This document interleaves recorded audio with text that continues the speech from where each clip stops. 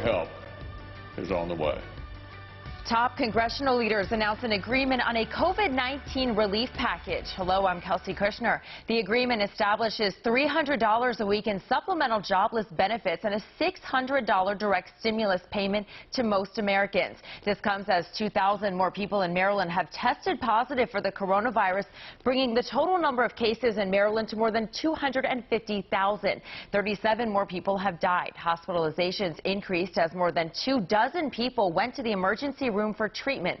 Tomorrow, the first round of Moderna vaccines will be given to workers on the front lines of this pandemic. A police car escorted a FedEx truck on its way to deliver the vaccines to states across the country. And Nancy Chen reports for WJZ from New York.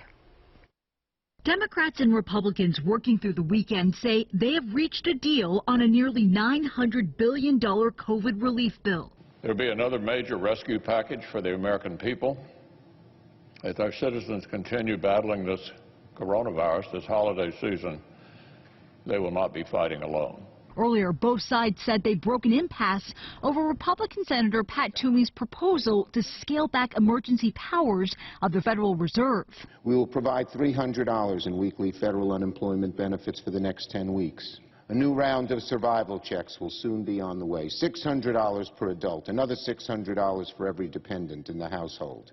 The House and Senate passed another federal funding extension to avoid a government shutdown at midnight Sunday. That'll give time for the COVID relief package to be drafted and added to a $1.4 trillion spending package to fund the government through next September. I'm proud of the legislation. It's a first step. We need to do more. What gives us hope is a vaccine, and we have to make that available free and fairly. Moderna's vaccine began shipping nationwide Sunday to the sound of applause at this distribution center near Memphis. Frontline healthcare workers and nursing home residents are expected to start receiving the second U.S. vaccine approved for emergency use on Monday. Like Pfizer's shot, Moderna's requires 2 doses, each several weeks apart. Nancy Chen, CBS News. And WJZ is live tonight in Fells Point. Rachel Menitoff has a reaction from local Baltimore business owners, many of whom say it's a struggle every single day to keep their doors open and even come close to making a profit. Rachel? Kelsey, good evening. Small business owners say this second wave of stimulus money is long overdue. They tell me they've been reorganizing and adapting their business models since the pandemic started, and that this all has been very costly. And the truth of it is we're trying to survive. Claudia Towles is the owner of Amuse Toys in Fells Point. Like all retail stores in Baltimore City, she's operating at a limited 25% capacity. But she now needs more employees on call to enforce all of the required rules. Limited resources because of limited capacity, both financial and also human capacity, right? And we need to see that reflected in the stimulus to support small businesses.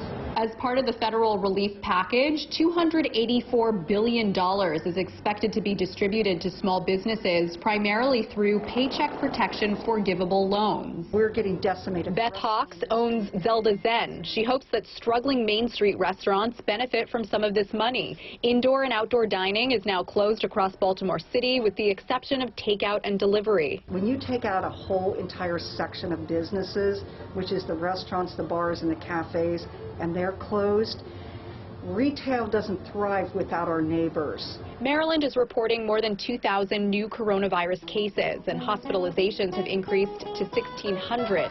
This after 2 days of decline. And as more money is approved for local businesses and unemployed Americans, Linda Mishler and Ray Ginsberry wonder whether it's too little, too late. I think the fact that it hasn't been passed, that it's taken so long, is unconscionable. It's not arriving on time, and it's not doing enough. The stimulus bill is also expected to provide $12 billion for minority-owned businesses and $15 billion for theater operators and small venue owners. We're live in Fells Point tonight. I'm Rachel Menitoff for WJZ. All right, thanks, Rachel. More than 272,000 people have been vaccinated with the Pfizer COVID-19 vaccine. So far, we know of 6 serious reactions. There were some additional reports, but experts say those cases were not severe. The CDC now recommends that people who have had a severe allergic reaction to any ingredient in a COVID-19 vaccine should not get the vaccine. Officials encourage you to consult with your doctor.